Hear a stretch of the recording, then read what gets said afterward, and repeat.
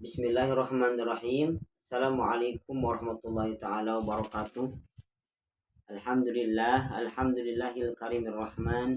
Allamal Qur'an, khalaqal insan, allamahul bayan. Asyhadu an la ilaha illallah wa asyhadu anna Muhammadar Rasulullah. Allahumma shalli ala nabiyyina Muhammad wa ala ali nabiyyina Muhammad. Amma ba'du. Puji syukur marilah kita panjatkan kepada Allah Subhanahu wa taala. Salawat dan salam mudah-mudahan tetap tercurah limpahkan kepada Nabi Muhammad SAW. Perkenalkan, nama saya Lutfi Ahmad Ramdhani.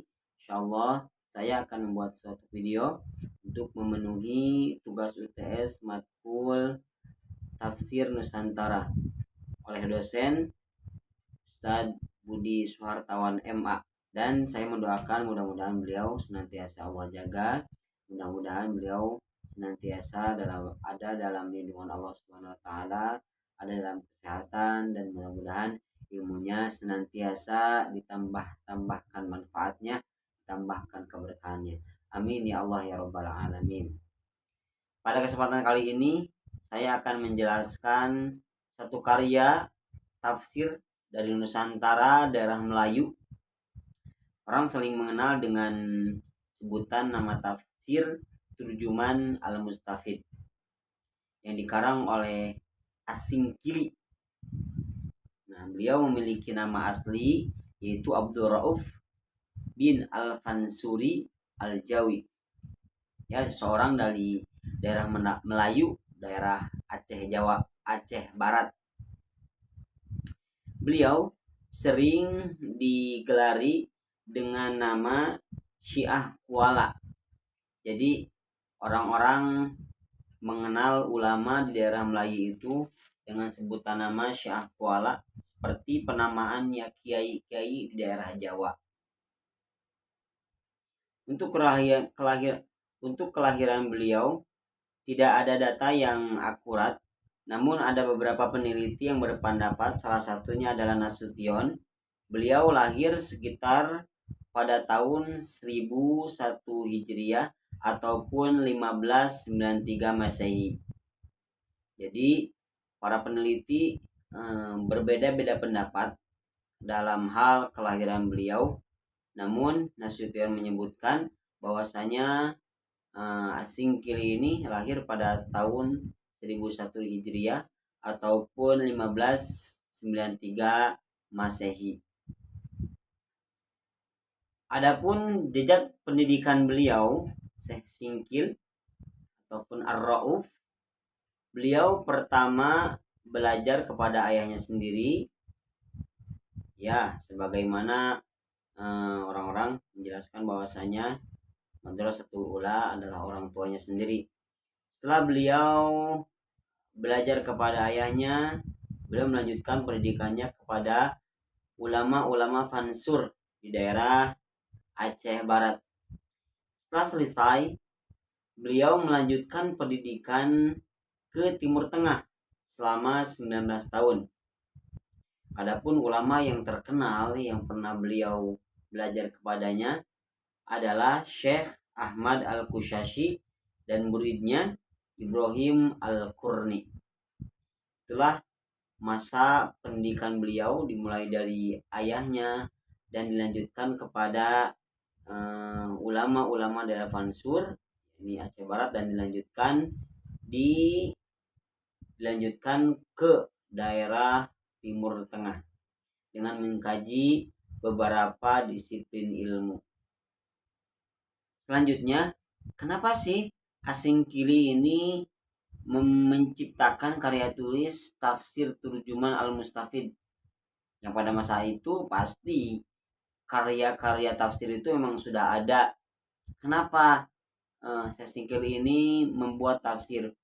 Ternyata pada saat itu masyarakat Aceh menginginkan atau membutuhkan karya tulis tafsir khususnya dengan berbahasa Melayu. Jadi mempermudah orang Melayu supaya tidak harus belajar bahasa Arab kembali. Adapun selanjutnya, ternyata pada saat masa As-Singkili ini pada masa saat itu tidak ada tafsir yang mencakup keilmuan yang luas. Jadi pada masa itu banyak tafsir tapi kajiannya itu secara khusus, tafsir fikih ataupun tafsir tauhid ataupun tafsir yang lainnya. Nah, masyarakat pada saat itu membutuhkan satu tafsir tapi multifungsi gitu.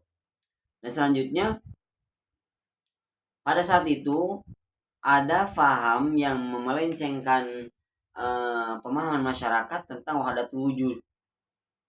Akhirnya Asingkil ini menciptakanlah tafsir Asingkil ini dengan berbahasa Arab dengan bahasa Melayu dan mempunyai penjelasan-penjelasan yang luas. Tidak hanya satu disiplin ilmu dan untuk memecahkan problem masyarakat tentang pemahaman wahdatul wujud. Ternyata Syekh Syingkil ini tidak hanya mempunyai karya tafsir, itu tafsir Turjuman Mustafid tadi, ternyata ada beberapa karya beliau selain dari tafsir Turjuman Mustafid. Di antaranya adalah syarah dari Arba'in An-Nawawi, dan selanjutnya juga ada Mawaiz Al-Badi dan Tanbih Al-Mashi. Jadi beliau tidak hanya menciptakan satu disiplin ilmu, tapi ada beberapa karya yang beliau ciptakan. Selanjutnya, apa sih sebenarnya Turjuman Al-Mustafid ini? Apa artinya gitu? Jadi Turjuman Al-Mustafid ini artinya adalah penerjemah yang memberi faidah pada orang yang bacanya gitu. Turjuman adalah terjemah, al-faidah memberi manfaat ataupun faidah kepada orang-orang yang membaca tafsir ini.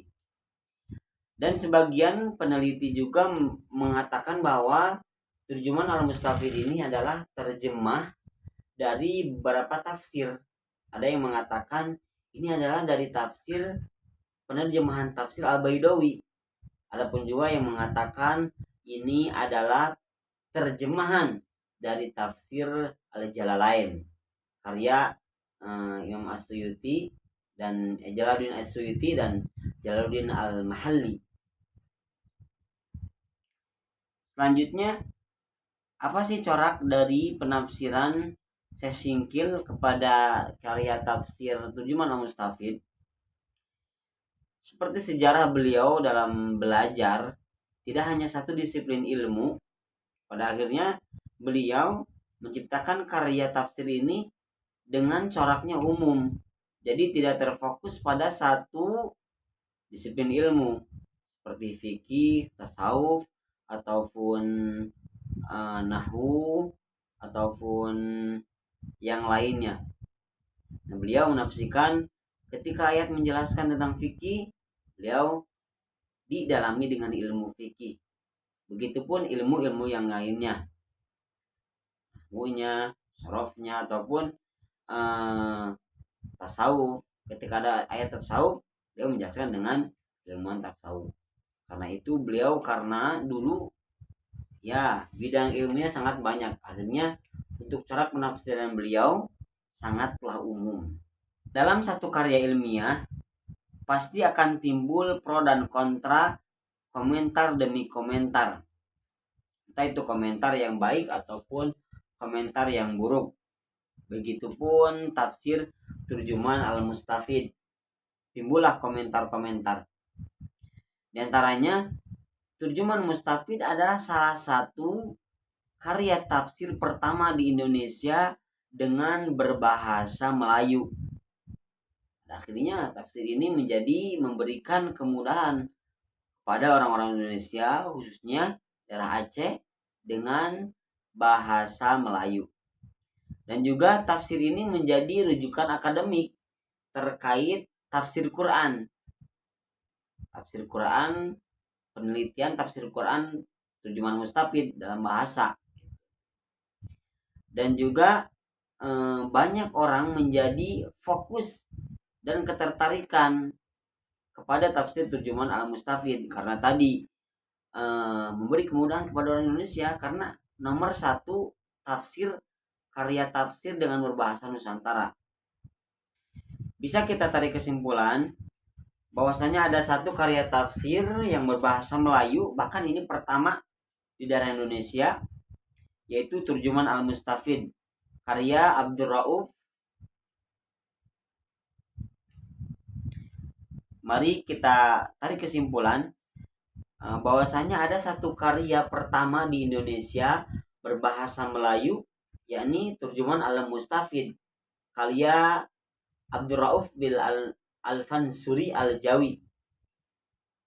Dengan keilmuan beliau yang pernah beliau aji, akhirnya memenuhi apa yang diharapkan masyarakat pada itu, yakni masyarakat pada itu menginginkan adanya karya tafsir yang berbahasa Melayu, dan isi dari tafsir itu mencakup seluruh keilmuan. Jadi masyarakat tidak perlu mengkaji beberapa tafsir. Akhirnya terjadilah ataupun terciptalah karya tafsir tersebut, yakni tafsir Turjuman Al-Mustafid. Mungkin itu yang bisa saya sampaikan. Mudah-mudahan ini bisa memenuhi apa yang diharapkan dalam ujian tengah semester tafsir Nusantara dengan dosen Ustadz Budi Suhartawan MA. Saya minta maaf apabila masih banyak kekurangan. Saya tutup dengan bacaan para majlis. Subhanakallahumma wa bihamdika asyhadu an la ilaha illa anta wahdaka la syarika lak astaghfiruka wa atubu ilaik. Sekian, wassalamualaikum warahmatullahi taala wabarakatuh.